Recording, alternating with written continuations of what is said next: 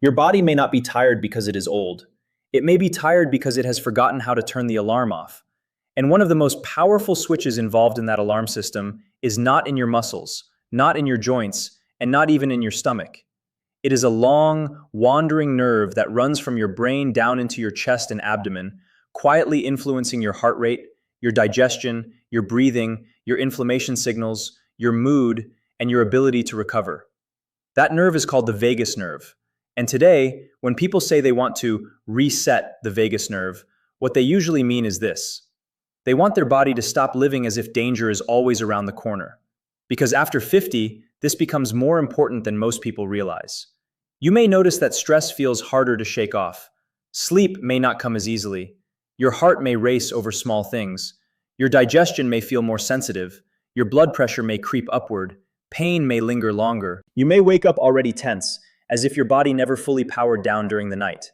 And here is the part most people never get told. A lot of this is not just in your mind, it is in your nervous system. The vagus nerve is one of the main nerves of the parasympathetic nervous system, the side of your nervous system often called rest and digest.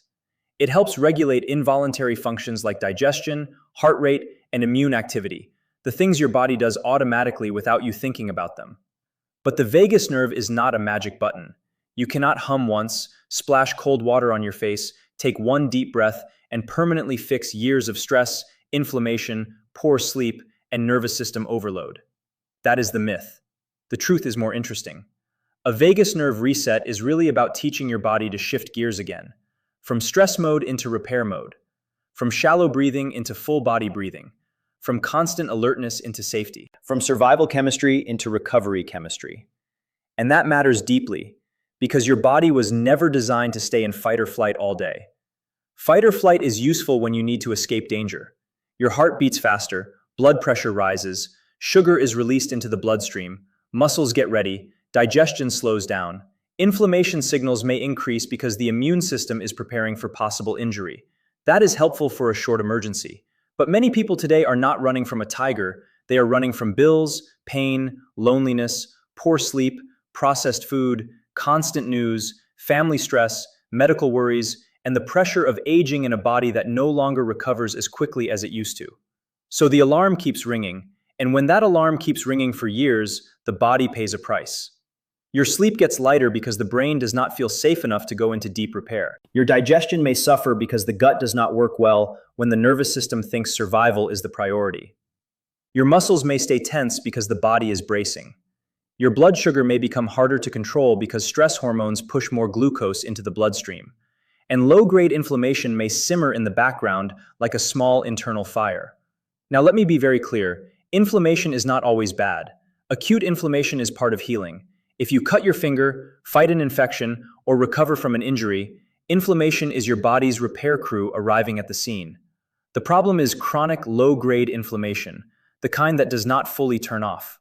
That is when the repair crew never leaves, the alarm never quiets, and the body begins to feel older than it should. And this is where the vagus nerve becomes so important. Research describes a communication system between the vagus nerve and the immune system, sometimes called the cholinergic anti-inflammatory pathway. In plain language, this means vagal signaling may help influence how strongly certain immune cells release inflammatory chemicals. So, when we talk about supporting the vagus nerve, we are not just talking about feeling relaxed. We are talking about supporting one of the body's major communication lines between the brain, the heart, the lungs, the gut, and the immune system. But here is the catch. You do not reset this system by forcing it. You reset it by giving the body repeated signals of safety. And the first signal is the simplest one, your breath. Most people breathe as if they are in a hurry, even when they are sitting still. Short inhale, tight chest, raised shoulders, fast rhythm. That kind of breathing tells the brain, something is wrong. The brain listens, then the heart listens, then the hormones listen, then the gut listens. But when you slow the breath down, especially when you lengthen the exhale, you send a different message. You tell the body, we are not being chased. And the vagus nerve is strongly involved in that message.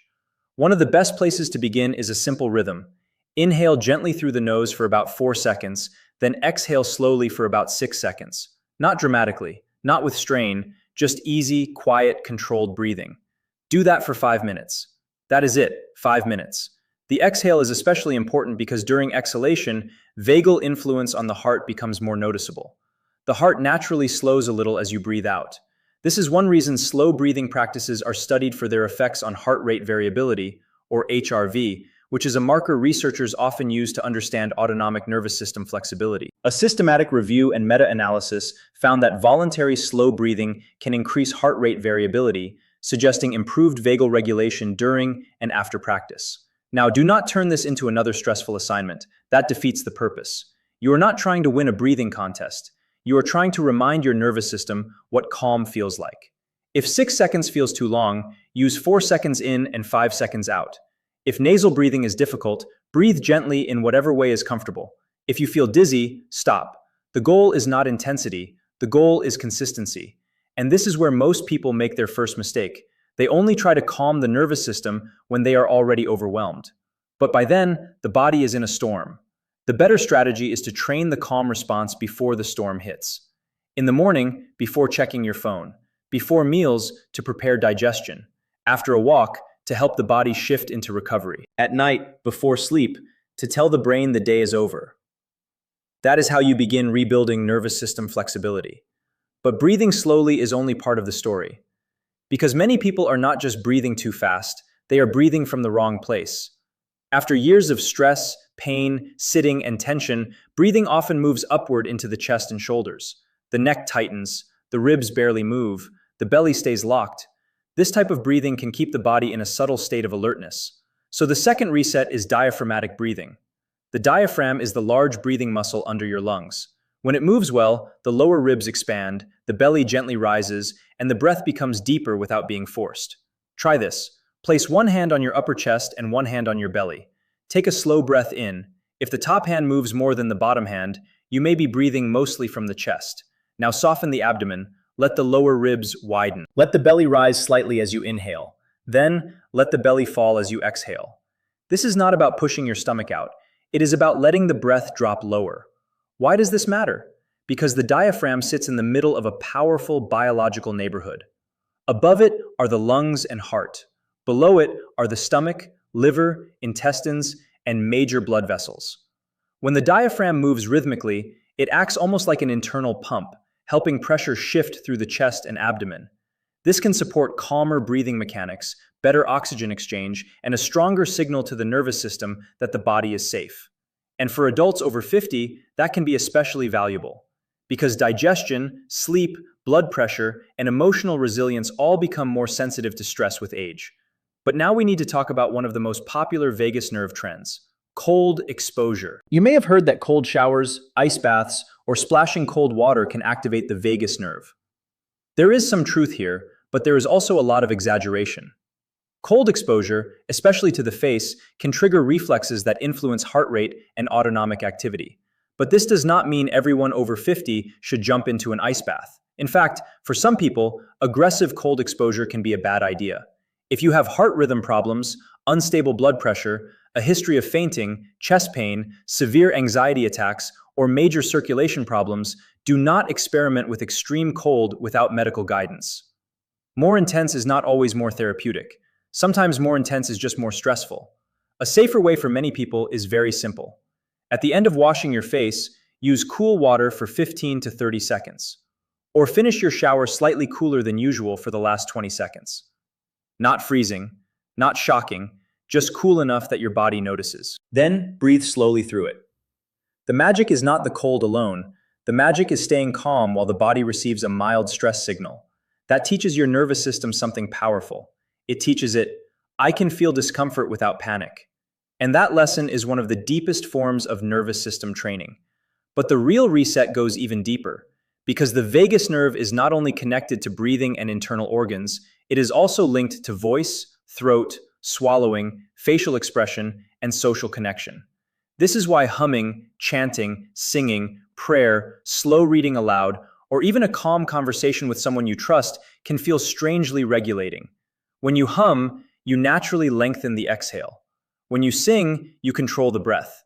When you speak slowly, your breathing rhythm changes. When you feel safe with another person, your body receives one of the oldest signals of survival. I am not alone. And after 50, That matters more than people admit. Loneliness is not just an emotion. Chronic loneliness can act like a stress signal in the body. The nervous system may become more vigilant. Sleep may become lighter. Inflammation may rise. Food cravings may change. Motivation may drop. So, one of the most overlooked ways to support the vagus nerve is not a device.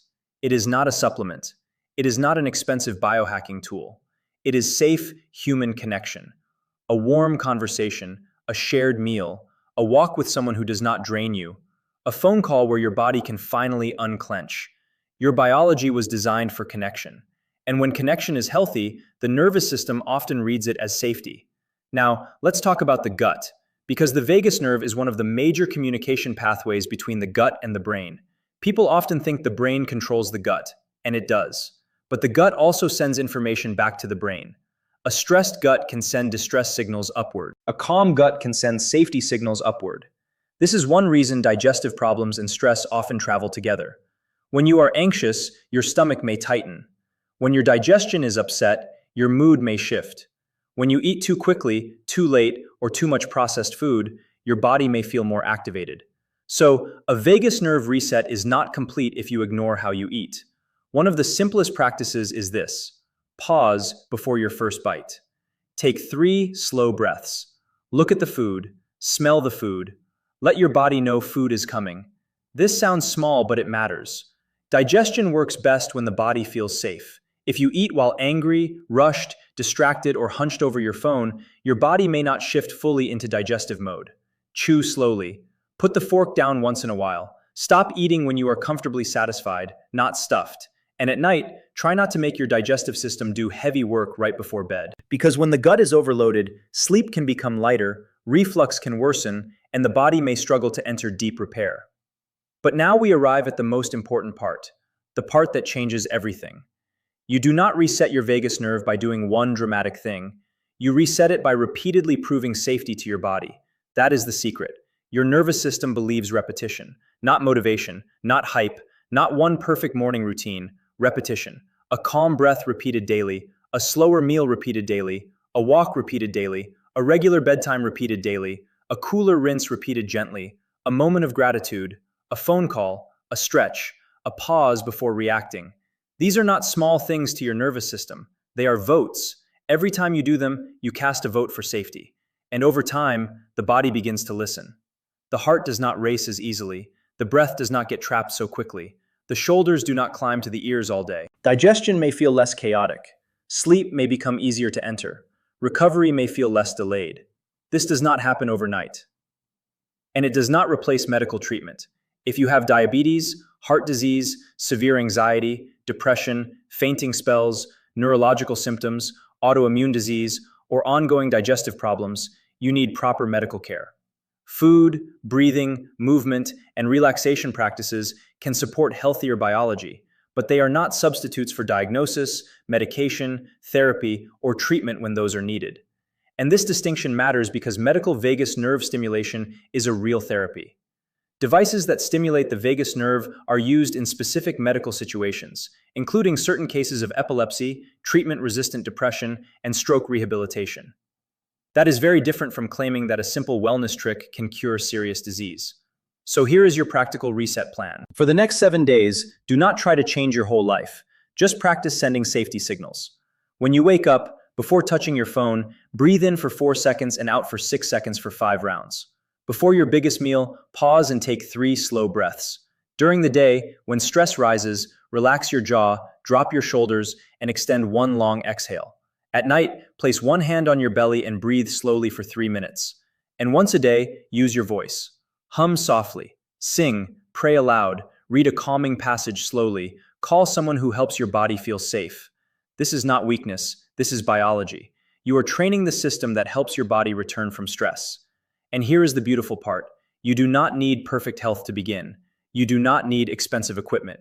You do not need to be flexible, young, athletic, or spiritual. You only need to give your body a signal it understands. Slow breath means safety.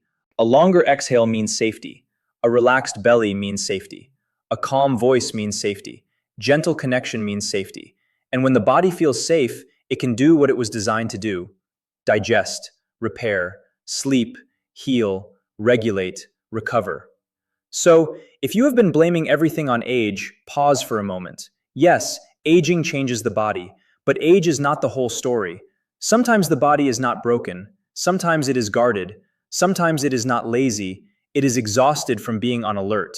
And sometimes the first step toward feeling better is not pushing harder, it is learning how to come down.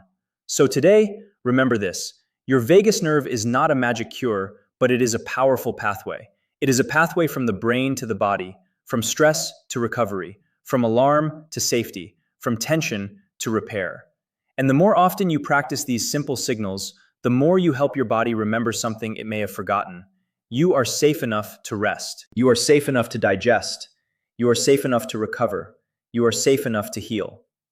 If this helped you understand what may be happening inside your body, write one word in the comments: calm. And also tell me which sign you notice most: poor sleep, racing heart, tight chest, bloating, anxiety, fatigue, or tension. Your answer may help someone else realize they are not alone. Like this video, subscribe for more science-backed health guidance, and share it with someone over 50 who feels like their body is stuck in stress mode. Because sometimes changing your life does not begin with doing more. Sometimes it begins with teaching your body how to finally let go.